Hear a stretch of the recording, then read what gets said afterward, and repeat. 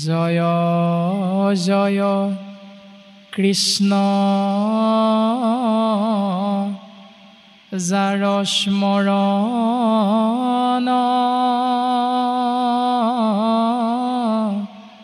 মংগল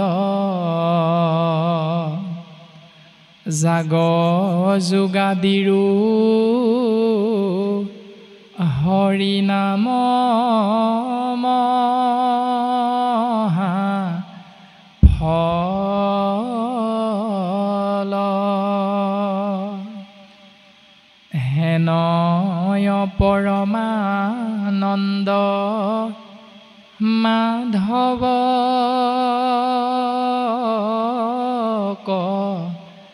নিত সুমৰিও নৰ নিৰন্তৰে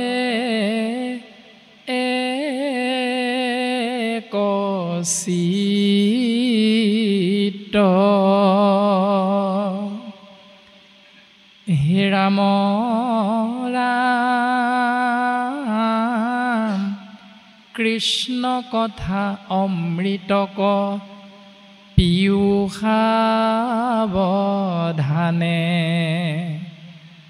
কৰিও যতন যাৱে প্ৰাণ থাকে মানে ঘোৰ কলি যুগে মলমতি মনুষ্যৰ নাহি আন ধৰ্ম হৰি কীৰ্তনত পৰ ৰাম শৰীৰত আছে কলিকৃত যত দুখ গোচুক প্ৰথমে কৰা হৰি হৰি ঘোষ ৰাম কৃষ্ণৰ চৰণে কৰি অশেষ প্ৰণতি অচ্যুতৰ কিংকৰ শংকৰ নিগদতি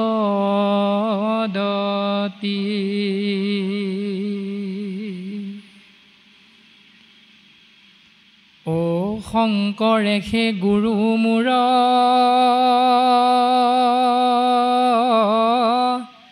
প্ৰিয়তম আত্মা হৰি শংকৰৰ বিনে নাহি আন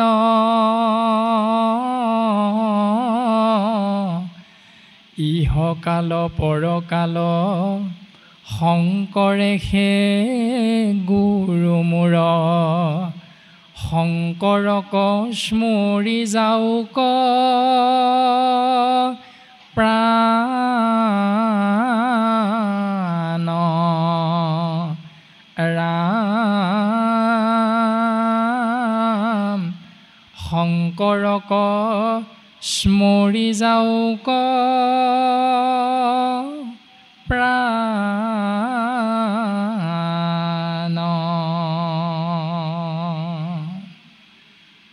শংকৰ মাধৱ অভেদ ঈশ্বৰ গুৰু নাহি দুইটো পৰ দুহানো নামক কীৰ্তন কৰিয়া কৃতকৃত্য হুৱে নৰ দুহানো নামক কীৰ্তন কৰিয়া কৃতকৃত্য হুৱে নৰ শংকৰ মাধৱ দুজনা গুৰুৰ অভয় চৰণত সমস্ত জীৱৰ মংগলৰ অৰ্থে পুনশ্চবাৰ ভক্তি সেৱাভাগী গুৰুৰ চৰণতে অৰ্পণা কৰা হৈছে।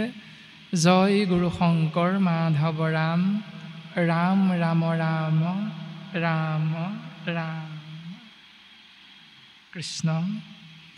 আপোনাসৱ সৰ্বজানন্তা আমি মূঢ়মতী আৰু মূঢ়মতী হৈও আমাক এক মহান দায়িত্ব অৰ্পণ কৰিছে আৰু সেই দায়িত্ব পালনৰ বাবে আমি আগবঢ়া হৈছে। আপোনাসৱ সমস্ত জনাৰে জ্ঞাত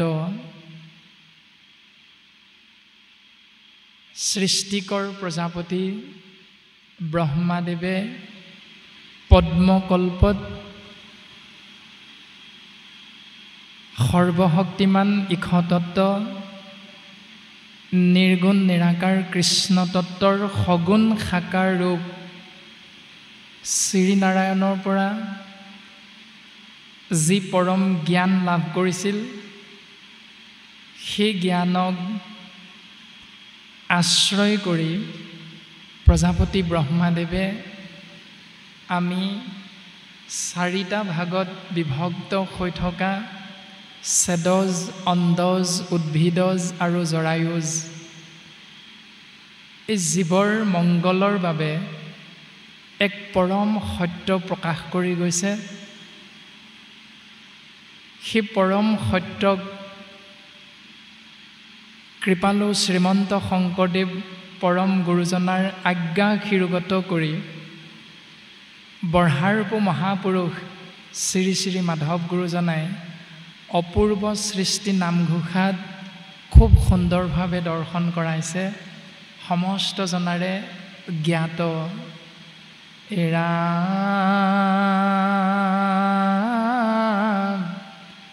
চাৰি বেদ 14 শাস্ত্ৰ 18 পুৰাণ ব্ৰহ্মাদেৱে বিচাৰিয়া পাইলে হৰি নাম ৰাম হৰি নামে হৰি নামে হৰি নামে সাৰ হৰি নামে কৰি আছে জগতক উদ্ধাৰ।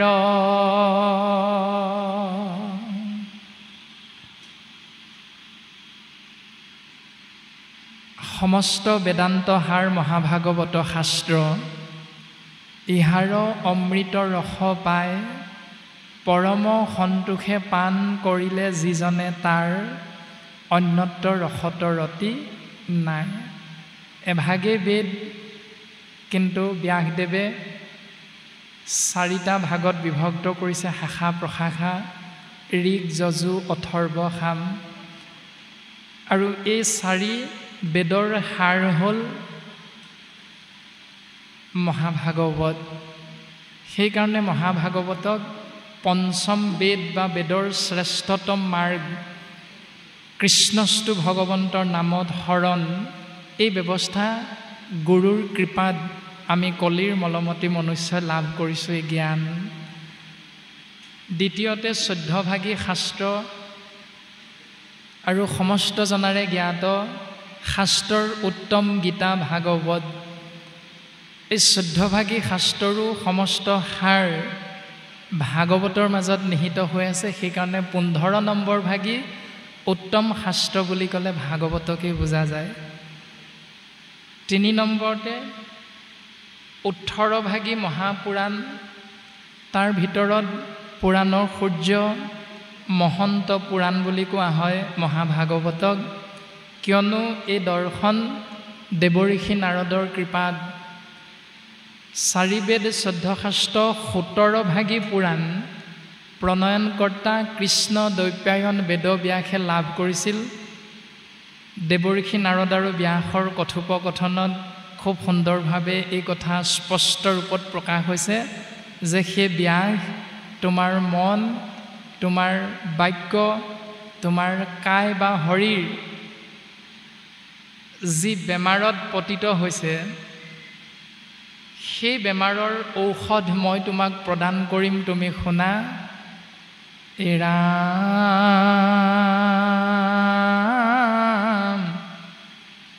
মোৰ উপদেশে কৰা ভাগৱত শাস্ত্ৰ প্ৰচাৰোক গোবিন্দৰ গুণ নাম মাত্ৰ। ভাগৱতৰ প্ৰথম স্কন্ধত কৃষ্ণ দৈপ্যায়ন বেদব্যাসৰ লগত বৈকুণ্ঠৰ পাৰিষদ দেৱৰ্ষি নাৰদৰ যি কথোপকথন, যি সংবাদ, ইয়াত গুৰুজন বস্তুৱে সুন্দৰভাৱে এই তত্ত্ব প্ৰকাশ কৰিছে যে হে ব্যাস, তোমাক আমি পৰম জ্ঞান প্ৰদান কৰিছোঁ, তুমি আকৌ এভাগ শাস্ত্ৰ প্ৰণয়ন কৰা, পুৰাণ তুমি প্ৰণয়ন কৰা, যাৰ নাম হ'ব ভাগৱত, আৰু ইয়াত থাকিব কৃষ্ণ গুণনাম। এতিয়া আমাৰ প্ৰত্যেকৰে এইখিনিতে প্ৰশ্নও আহি পৰে যে 4 বেদ 14 শাস্ত্ৰ 17 ভাগী পুৰাণত তেতিয়াহ'লে কৃষ্ণ নামটো নাছিল নেকি? কেৱল 18 নম্বৰ শাস্ত্ৰ বা পঞ্চম বেদ বা 18 নম্বৰ ভাগী মহাপুৰাণ ভাগৱততহে কেৱল কৃষ্ণ নামটো আছে নেকি? আমাৰ ভাৱনা হয়তো আহে মনত। তাৰো উত্তৰ ভাগৱতে আমাক সুন্দৰভাৱে দিছে যে হে ব্যাস, তুমি কৃষ্ণ নাম প্ৰত্যেকতে প্ৰকাশ কৰিছিলা, কিন্তু কৰিছিলা যদিও তাত তুমি আওপকীয়াভাৱে প্ৰকাশ কৰিলা। প্ৰত্যক্ষ ৰূপত প্ৰকাশ নকৰি আওপকীয়াভাৱে পৰোক্ষ ৰূপত তুমি কৃষ্ণ নাম প্ৰকাশ কৰিছিলা। আৰু তাকে দেৱৰ্ষি নাৰদে ব্যাসক জ্ঞান দিছে। নকৈলা প্ৰখ্যাত কৰি কৃষ্ণ কীৰ্তনক, প্ৰকটি কহিলা তুমি আনহে ধৰ্মক। তুমি 33 কোটি দেৱ দেৱতাৰ চৰণ চিন্তা কৰা, জ্ঞান মাৰ্গ কৰ্ম মাৰ্গৰ বিষয়বস্তুক পোনপটীয়াভাৱে 4 বেদ 14 শাস্ত্ৰ 17 ভাগী পুৰাণত প্ৰকাশ কৰিলা, কিন্তু কৰিব লাগিছিল পোনপটীয়াভাৱে কৃষ্ণ নামটোক জীৱৰ মংগলৰ অৰ্থে প্ৰকাশ, কিন্তু এইটো তুমি নকৰিলা। ইহাত সিজিল ঋষি পৰম অন্যায়, নাহি সুস্থ চিত্ত তব এহি অভিপ্ৰায়। তোমাৰ চিত্ত, কায় বাক্য মন অসন্তুষ্ট হোৱাৰ মূল কাৰণ এইটোৱে। এতিয়া ইয়াৰ পৰাই কলিৰ কৰাল গ্ৰাসত পৰা আমি মলমতী মনুষ্যই এই পৰম জ্ঞানটো আয়ত্ত কৰিবলৈ চেষ্টা কৰিব লাগিব যে যিজন কৃষ্ণ দৈপ্যায়ন বেদব্যাস, তেওঁ হ'ল বেদজ্ঞ, তেওঁ হ'ল শাস্ত্ৰজ্ঞ, হৈও কৃষ্ণ নামটো আওপকীয়াকৈ লিখি দিয়াৰ বাবে তেওঁৰ কায় বাক্য মনত অসুস্থতা আহি পৰিল। তেনে ক্ষেত্ৰত আমি যদি কৃষ্ণ নামটো আওপকীয়াকৈ ব্যৱহাৰ কৰোঁ, তেতিয়াহ'লে আমাৰ অৱস্থাটো কেনে হ'ব পাৰে, এই জ্ঞানটো আমি পোনপ্ৰথমে ভাগৱতৰ পৰা ল'ব লাগিব। যেনে ধৰক আজিৰ পৰা হয়তো শক্তিৰ উপাসক কোনো এগৰাকী দেৱীৰ পূজা অৰ্চনাৰ দিন আজিৰ পৰা হৈছে, সমস্ত জনাৰে জ্ঞাত। আৰু সেই দেৱীৰ আগত হয়তো জ্ঞান মাৰ্গ কৰ্ম মাৰ্গেৰে পৰিপুষ্ট কোনো ভক্তই বলি বিধান পৰ্যন্ত তাত আগবঢ়াব, কিন্তু এই ব্যৱস্থাটো কৰিবলৈ যোৱাটো শুদ্ধ বা এনেকুৱা নীতি নিয়মবিলাক পালন কৰাটো শুদ্ধ নে অশুদ্ধ? ভাগৱতৰ পদবন্ধে আমাক প্ৰথম এনেধৰণেই সিদ্ধান্ত প্ৰদান কৰিছে। আৰু ব্যাসেও তেনেধৰণে আশ্ৰয় কৰিছিল। সেইকাৰণে ব্যাসৰো মহান জ্ঞানী হৈও, বেদজ্ঞ হৈও, শাস্ত্ৰজ্ঞ হৈও তেওঁ সেই অস্থিৰ অৱস্থাত আহিব লগা হৈছিল। আৰু অস্থিৰৰ পৰা সুস্থিৰ অৱস্থালৈ আহিবৰ বাবে দেৱৰ্ষি নাৰদ পৰম বৈষ্ণৱে কৃপা কৰিছিল যে তুমি কৃষ্ণ নামটো আগ কৰা। তাৰে সহজ দৰ্শন বঢ়াৰপু মহাপুৰুষ মাধৱ গুৰুজনাই অপূৰ্ব সৃষ্টি নামঘোষাত দৰ্শন কৰাইছে, আপোনাসৱৰ জ্ঞাত। যুগ ধৰ্ম নিৰ্ণায়ক দুলৰী চন্দ্ৰভাগীত সিদ্ধান্ত দিছে অমিনতি বচন বোলো সৰ্বজন শুনিও শাস্ত্ৰৰ মৰ্ম আপোন কুশল চাবা যেবে তেবে নেৰিবাহা যুগ ধৰ্ম। হে কৃপালু বাপ আই সমস্ত গুৰুজনাই মিনতিপূৰ্বক সবিনয় নিবেদন কৰিছে। কোনো লাঠি এডাল লৈ দাবী ধমকি দিয়া নাই আমাক, সুন্দৰভাৱে কাকুতি কাৰ্পণ্যভাৱেৰে আমাক সেৱা নিবেদন কৰিছে যে তোমালোকে শাস্ত্ৰৰ তত্ত্ব মৰ্ম অৰ্থটো বুজিবলৈ চেষ্টা কৰা। প্ৰশ্ন হ'ল কিয় কৰিম, প্ৰশ্ন হ'ল কেতিয়া কৰিম, প্ৰশ্ন হ'ল তুমি কলাই যেনিবা নকৰোঁ যা আদি আদি বিভিন্ন ভাৱনা আমাৰ মনৰ মাজত আহি যায়। গুৰুজনাই সিদ্ধান্ত দিছে আপোন কুশল চাবা যেবে তেবে নেৰিবাহা যুগ ধৰ্ম। যেতিয়াই তোমাৰ মংগল বিচাৰিবা শৰীৰৰ, যেতিয়াই তোমাৰ মংগল বিচাৰিবা বাক্যৰ, যেতিয়াই তোমাৰ মংগল বিচাৰিবা মনৰ, তৎমুহূৰ্ততে যুগ ধৰ্ম সময়ৰূপী কৰ্ম কেনেধৰণে শাস্ত্ৰই নিৰ্ধাৰণ কৰিছে তাক পালন কৰিবলৈ তুমি কেতিয়াও পাহৰি নাযাবা। এই দৰ্শনটো দিছে আৰু সেই সময়ৰূপী কৰ্মৰ জ্ঞান দিছে। সত্য যুগে ধ্যান, ত্ৰেতা যুগে যজ্ঞ, দাপৰত পূজা, কলিত শৰীৰ কীৰ্তন বিনাই আৱৰ নাহিকে দুজা। দুজা মানে হ'ল দ্বিতীয়, যে সত্য ত্ৰেতা দাপৰত তিনিটা কৰ্মক ধৰ্ম হিচাপে প্ৰকাশ কৰিছে ব্যাসদেৱে। সত্য যুগে ধ্যান কৰি জীৱ ঈশ্বৰ পুৰুষৰ কৃপা লাভ কৰিবৰ বাবে ধ্যান কৰ্মৰ অন্তত ভগৱন্তৰ অনন্ত কোটি নামৰ 10 ভাগী নাম জপ কৰিলেহে ধ্যানৰ সফলতা হয়। অৰ্থাৎ দুটা কৰ্মক ধৰ্ম হিচাপে দেখাইছে। তাৰপাছত ত্ৰেতা যুগে যজ্ঞ, যজ্ঞ কৰ্মৰ অন্তত ভগৱন্ত পুৰুষৰ 8 ভাগী নাম জপ কৰিলেহে জীৱৰ মংগল হয়। তাৰপাছত দ্বাপৰ যুগত ভগৱন্ত পুৰুষৰ কৃপাধন্য হ'বৰ বাবে মনুষ্য নামৰ জীৱতত্বই পূজা কৰ্ম কৰিব লাগিব আৰু তাৰ পাছত ভগৱন্তৰ 12 ভাগী নাম জপ কৰিলেহে পূজাৰ সফলতাটো আহে। এইটোৱে হ'ল দেৱৰ্ষি নাৰদে ব্যাসক কোৱা কথা যে সেই ব্যাস তুমি প্ৰত্যক্ষ ৰূপত কৃষ্ণ নামটো নকলা, পৰোক্ষভাৱে তুমি কৃষ্ণ নামটো ক'লা। অৰ্থাৎ সত্য যুগে ধ্যানক আগ কৰিলা, নামক পাছ কৰিলা। ত্ৰেতা যুগক সত্য যুগে ধ্যান, ত্ৰেতা যুগে যজ্ঞ, যজ্ঞক তুমি আগ কৰিলা, নামক তুমি পাছ কৰিলা। দুটা দুটা কৰ্মক ধৰ্ম হিচাপে দেখালা। তাৰপাছত দাপৰত পূজাক আগ কৰিলা, নামক পাছ কৰিলা। আৰু সেই সমস্ত দৰ্শনক নৎসাত কৰি কৃপালু শ্ৰীমন্ত শংকৰদেৱ গুৰুজনাই আমাক দৰ্শন কৰাইছে। মাধৱ গুৰুজনাৰ অপূৰ্ব সৃষ্টি নামঘোষাত আমাৰ সমস্ত জনাৰে জ্ঞাত যে আদি সত্য যুগে শুদ্ধ ধৰ্ম আছিল একমাত্ৰ হৰি নাম, দেৱ হবে গুপ্ত কৰিলে কৰি কপদ। চল কপট কৰি দেৱতাসকলে লুপ্ত কৰা সেই গোবিন্দ মহাপ্ৰভু কৃষ্ণ গোসাঁই নিৰ্গুণ নাম গুৰুৰূপে শংকৰ নাম লৈ ভগৱন্ত পুৰুষে কলিৰ মলমতী মনুষ্য আমি তেওঁৰে সন্তানস্বৰূপ জীৱক উদ্ধাৰৰ বাবে নাম বস্তু পুনৰ প্ৰকাশ কৰিলে। নামক আগ কৰি সমস্ত কৰ্মমাৰ্গ আৰু জ্ঞান মাৰ্গৰূপী ধৰ্মক পাছলৈ ঠেলি দিছে। আৰু আমাৰ পৰম সৌভাগ্য সেইজনা কৃপালু শ্ৰীমন্ত শংকৰদেৱ এজন সৎগুৰুৰ ছত্ৰ ছায়া অসম মুলুকৰ আমি সমস্ত জনা জাতি ধৰ্ম বৰ্ণ ভাষা নিৰ্বিশেষে শিক্ষিত অশিক্ষিত আমি সমস্ত জনাই তেৰাৰ ছত্ৰ ছায়া লাভ কৰিছোঁ কীৰ্তন দশম ঘোষা ৰত্নাৱলীৰ মাধ্যমেৰে। আৰু তাকে কৃপালু গুৰুজন বস্তুৱে খুব সুন্দৰভাৱে আমাক দৰ্শন দিছে। আপোনাসৱৰ জ্ঞাত ৰাম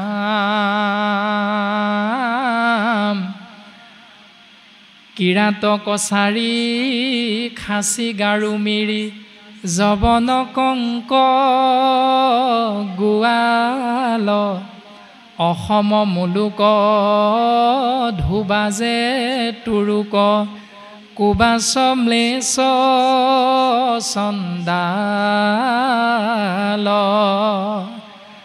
ৰাম আনু পাপী নৰ কৃষ্ণ সেৱকৰ সংগত পবিত্ৰ হয় ভকতি লভিয়া সংসাৰ তৰিয়া বৈকুণ্ঠে সুখে চলয়। আমি জীৱাত্মা পৰমাত্মাৰ সন্তান আৰু পৰমাত্মা থাকে বৈকুণ্ঠত স্বধাম। সেই বৈকুণ্ঠৰ পৰা আমি জীৱাত্মা এই মৰ্তধামলৈ আহিছোঁ আৰু পুনৰ আমি স্বধাম বৈকুণ্ঠলৈ যাবৰ বাবে গুৰুজনে আমাক পথ প্ৰশস্ত কৰি থৈ গৈছে যে শুনা সভা সদস্যই নেৰিবা শাস্ত্ৰৰ নয়, হৰিগুণ ভাগৱত সাৰ সাধু সংগ অনুসৰা শ্ৰৱণ কীৰ্তন কৰা পৰিহৰা পাখণ্ড আচাৰ। কেৱল সাধুৰ সংগ আশ্ৰয় কৰা আৰু কেৱল গোবিন্দ মহাপ্ৰভু কৃষ্ণ গোসাঁইৰ নিৰ্গুণ নাম আশ্ৰয় কৰা, আৰু ইয়াৰ দ্বাৰা তুমি আত্যন্তিক সুখ লাভ কৰি বৈকুণ্ঠলৈ সুন্দৰভাৱে গতি কৰিব পাৰিবা, যাক পৰম গতি বুলি কোৱা হৈছে। আৰু তাৰ বাবে তোমাৰ জাত কি, তোমাৰ বংশ কি, তোমাৰ শিক্ষাগত অৰ্হতা কিমান, তোমাৰ উপাধি কি, তুমি কিমান ধনী, তোমাৰ বেংক বেলেঞ্চ কিমান আছে আদিবিলাক নামে বাছ বিচাৰ নকৰে। কিয়নো প্ৰথম স্কন্ধতেই প্ৰকাশিত হৈছে যে নালাগে ভক্তিত দেৱ দ্বিজ ঋষি শুইব, নালাগে সম্ভৃত শাস্ত্ৰ বিস্তৰ জানিব, তপ জব তীৰ্থব্ৰত হবে বিড়ম্বন, কৰ্মমাৰ্গ জ্ঞানমাৰ্গ সমস্তখিনি বিড়ম্বন বুলি কোৱা হৈছে। এটি জীৱই আশ্ৰয় নকৰিলেও কোনো কথা নাই, কেৱল ভক্তিত তুষ্ট হন্ত নাৰায়ণ। আৰু ভক্তি কি? ভজ ধাতু যোগ ইক্তিন প্ৰত্যয় সমান ভক্তি। ভজ মানে ভাবি থকা, ইক্তিন মানে আনন্দ। যাৰ বিষয়বস্তু আপুনি আমি হৰিধাৰী মনুষ্যই নিৰন্তৰে নিৰবিচ্ছিন্নভাৱে ভাবি থাকিলে এক অনাবিল আনন্দ বা সুখ লাভ কৰিব পাৰিম, তাৰ নামেই হ'ল ভক্তি। আৰু সেয়াই হ'ল কেৱল কৃষহেন শব্দ ইটো পৃথিৱী বাচক ভৈল, ন আনন্দত প্ৰৱৰ্তয় দুইৰো এক পদ ভৈলে, পৰম ব্ৰহ্মৰূপ কৃষ্ণ নাম আনন্দক মাত্ৰ কয়। সেয়াই হ'ল কৃষ্ণস্তু ভগৱান স্বয়ং। আৰু তাক আশ্ৰয় কৰিবৰ বাবে গুৰুজনে আমাক আচাৰ আচৰণ ধৰ্মৰ বিষয়ে জ্ঞান প্ৰদান কৰিছে। আমি কি হ'ব লাগিব? নামঘোষা শাস্ত্ৰত কৈছে যে হৰি নামে হৰি নামে হৰি নামে গতি, হৰি নাম ভকতৰ কেৱল ভকতি। অৰ্থাৎ আমি সমাজ বিশেষে যদি শৰণ ভজন ব্যৱস্থাৰ মাধ্যমেৰে কৃষ্ণস্তু ভগৱন্তৰ একান্ত সেৱক ৰূপী ভকতৰ হাৰিলে নিজকে লৈ যাবলৈ চেষ্টা কৰিছোঁ, প্ৰয়াস কৰিছোঁ, তেতিয়াহ'লে আমাৰ কৰ্ম, আমাৰ ধৰ্ম, আমাৰ চিন্তা, আমাৰ ভাৱনা মাত্ৰ এটাই, সেইটো হ'ল হৰিনামে হৰিনামে হৰিনামে গতি। কেৱল হৰিনামে জীৱক গতি দিব, এইটো ভাৱনাত থাকিব লাগিব। হৰিনাম ভকতৰ কেৱল ভকতি। আমাৰ চিন্তা ভাৱনা হ'ব কেৱল ভক্তি, অৰ্থাৎ কৃষ্ণস্তু ভগৱন্তৰ নাম। এতিয়া প্ৰত্যেকেই আমি এনেকৈ ঘোষা আশ্ৰয় কৰোঁ, ভাগৱতৰ পদ আশ্ৰয় কৰোঁ, কীৰ্তন দশম ঘোষা ৰত্নাৱলীৰ পদ ছবি দুলৰি লেছাৰী আমি প্ৰত্যেকৰে কণ্ঠাগত, কিন্তু পালন আমি কিমানজনে কৰোঁ এইটো কিন্তু আমি প্ৰত্যেকে নিজে নিজেহে বুজি পাম। এইটো হ'ল আচাৰ ধৰ্ম, যে আমি কেনেকৈ পালন কৰোঁ সেইটো আমাৰ প্ৰত্যেকৰে নিজৰ নিজৰ দৰ্শন। ভাগৱতে আমাক সিদ্ধান্ত দিছে মংগলাচৰণ, অৰ্থাৎ মংগল যোগ আচৰণ সমান মংগলাচৰণ। যদি আমি মংগল বিচাৰোঁ তেতিয়াই আমি আচৰণটো তেনেধৰণে কৰিব লাগিব যেনেধৰণে শাস্ত্ৰই আমাক সিদ্ধান্ত দিছে। নামঘোষা শাস্ত্ৰত মাধৱ গুৰুজনাই সেই তত্ত্বটো আমাক প্ৰদান কৰিছে যে ভাৰত পুৰাণ আদি যত প্ৰকাশ কৰয় নানা মত, যত মহাজন খবৰ সভা মধ্যত। মহাভাৰত ৰামায়ণ আদিকে ধৰি 4 বেদ 14 শাস্ত্ৰ 17 ভাগী পুৰাণত যি নীতি নিয়ম কৰ্মক প্ৰকাশ কৰিছে আৰু যাক আমি সমস্ত জনা কলিৰ মলমতি মনুষ্য সমাজ বিশেষে আমি পালন কৰি থাকোঁ। প্ৰত্যেক সমাজৰে নীতি নিয়ম বেলেগ বেলেগ কৰ্ম হিচাপে যেনেকৈ বুজিছোঁ আমি প্ৰত্যেকে আশ্ৰয় কৰোঁ, সমাজ পৰিচালনা কৰোঁ প্ৰত্যেকেই। কিন্তু আমাক জ্ঞান প্ৰদান কৰিলে কেনেকৈ যে ভাৰত পুৰাণ আদি যত প্ৰকাশ কৰে নানা মত, এই সমস্ততে জীৱৰ মংগলৰ বাবে বিভিন্ন নিয়ম কৰ্ম ধৰ্ম হিচাপে প্ৰকাশ কৰিছে। হয়, যত মহাজন হবৰ সভা মধ্যত, যেনেকৈ এখনি সভাত পাত্ৰমন্ত্ৰী সেনাপতিকে ধৰি ডাঙৰ ডাঙৰ বিষয়ববীয়াসকল আসনাধিষ্ঠ হৈ থাকিলেও ৰজাৰ আসনভাগী যদি শূন্য হৈ থাকে, তেতিয়াহ'লে তাৰ নাম ৰাজসভা নহয়, তাৰ নাম হ'ব সাধাৰণ সভা। আৰু যেতিয়া ৰজা আহি এখনত বহি দিব, তেতিয়াৰ পৰা সেই সভাভাগীৰ নাম হ'ব ৰাজসভা। আৰু পাৰিষদ বৰ্গ যিমান ডাঙৰ ডাঙৰ বিষয়ববীয়া হ'লেও তেওঁলোকো আসনৰ পৰা থিয় হৈ দিয়ে। সেইটো হ'ল দৰ্শন, প্ৰত্যেকৰে কম বেছি পৰিমাণে জ্ঞাত। আৰু মাধৱ গুৰুজনাই সেই তত্ত্বটো আমাক প্ৰদান কৰিছে যে তেনেধৰণে পৰম আনন্দ ৰসময় কোটি সূৰ্য সম প্ৰকাশ হয়, মহাভাগৱত নহন্ত যাৱে বেকত। অৰ্থাৎ আমি পালন কৰা কৰ্ম ধৰ্ম 3 দিনত তিলনিৰ পৰা 4ৰ্থ দিনত ভাগৱত পাঠ, তাৰপিছত 10 নম্বৰ দিনটোত দহা, 11 নম্বৰ দিনটোত কাজ বা 13 নম্বৰ দিনত কাজ বা 17 দিনত কাজ বা এমাহত কাজ বা এনেধৰণে বছৰে বছৰে একেশাৰী নাম বা গুৰুগৃহ নিৰ্মাণ কৰি পুৱা গধূলি সেৱা কৰা বা সন্তানটিৰ জন্মবাৰ্ষিকী যাক ইংৰাজীত বাৰ্থডে বুলি কোৱা হয়, বা বংশ পৰিয়াল ইষ্ট মিত্ৰ কুটুম্ব ককাই ভাইৰ কোনো এজন সংগী এই সংসাৰৰ পৰা গুচি গ'লে তেওঁৰ হৈ বংশ পৰিয়ালে কেনেধৰণে নীতি নিয়ম কৰিব লাগিব, সমস্তখিনি কৰ্ম ধৰ্মৰ বিষয়বস্তুৰ জ্ঞান ভাগৱতে যেতিয়ালৈকে আমাক শুদ্ধ বুলি নক'ব, তেতিয়ালৈকে আমি তাক শুদ্ধ বুলি কেতিয়াও ক'ব নোৱাৰোঁ। বাকী পুৰাণে আমাক কৈছে নীতি নিয়ম, কিন্তু সেইটো শুদ্ধ নে অশুদ্ধ, পৰম আনন্দ ৰসময়, পৰম আনন্দ ৰসযুক্ত কোটি কোটি সূৰ্য সমান পোহৰ দিয়া ভাগৱতৰ পদবন্ধে যদি আমাক কৈছে তোমালোকে পালন কৰা নিয়মটো ভুল, তেতিয়াহ'লে আপুনি মই 1000 বাৰ মাইকত চিঞৰি থাকিলেও সেইটো কেতিয়াও শুদ্ধ হৈ নাযায়। আৰু তাৰে প্ৰমাণ আমি চাব পাৰোঁ যে অসম মুলুকত জন্মগ্ৰহণ কৰা উজ্জ্বল নক্ষত্ৰস্বৰূপ সংগীত জগতৰ সদ্য প্ৰয়াত জুবিন গাৰ্গ নামৰ এটি জীৱ আত্মা এই সংসাৰ এৰি বৰ্তমান অনন্ত ধামলৈ গতি কৰিল। তেওঁৰ মৃত্যু হৈছিল এই মাহৰ ইংৰাজীৰ 18 তাৰিখে, আৰু খবৰটো আহিছিল 19 তাৰিখৰ দিনা, বা মৃত্যু 19 তাৰিখৰ দিনাই হওক বা 18 তাৰিখৰ দিনাই হওক, আমি অসম মুলুকৰ বাপাইসকলে গম পাইছিলোঁ যে 19 তাৰিখে তেৰাৰ বিয়লি 2 বাজি কিমান মিনিটত মহাপ্ৰয়াণ হৈছে। আৰু সেই দিনাৰ পৰা আৰম্ভ কৰি অসম মুলুকত সোণাপুৰত তেৰাৰ অন্ত্যেষ্টিক্ৰিয়া সম্পন্ন হোৱালৈকে 23 তাৰিখ সৰ্বমুঠ 4 দিন সময় লাগিছে। আৰু আমি প্ৰত্যেকেই পালন কৰোঁ কিন্তু মৃত্যুৰ পৰা 3 দিনত তিলনি কৰ্ম, অথচ সেই উজ্জ্বল নক্ষত্ৰৰ তিলনি কৰ্ম কিন্তু 3 দিনত নহ'ল। কাৰণ আমি বুজি পাম যে তিলনিও বা এনেধৰণৰ কৰ্মবিলাকো যে আমাৰ ধৰা বন্ধা কিবা এটা নিয়ম আছে 3 দিনত কৰিবই লাগিব, এনেকুৱা কোনো ভাগৱত শাস্ত্ৰই আমাক ক'তো এবাৰো কোৱা নাই। এইবিলাক ধৰণৰ বা এনেকুৱা ধৰণৰ নীতি নিয়মক আমি যদি খামোচ মাৰি ধৰি আমাৰটো হ'বই লাগিব, তেওঁলোকৰটোহে ভুল, এইবিলাকক কাপজুচ কৰি আমি সমাজ বিশৃংখলিত কৰি লাভ নাই। জীৱাত্মা অনন্ত ধামলৈ গতি কৰিছে, তেওঁৰ সদগতিৰ অৰ্থে আপুনি আমি তেওঁৰ ভালপোৱাৰ খাতিৰত আমি পৰম পুৰুষ প্ৰভু ভগৱন্তৰ চৰণত তেওঁৰ হৈ ভগৱন্তৰ নিৰ্গুণ নামেৰে মাত্ৰ সেৱা নিবেদন কৰিব লাগে।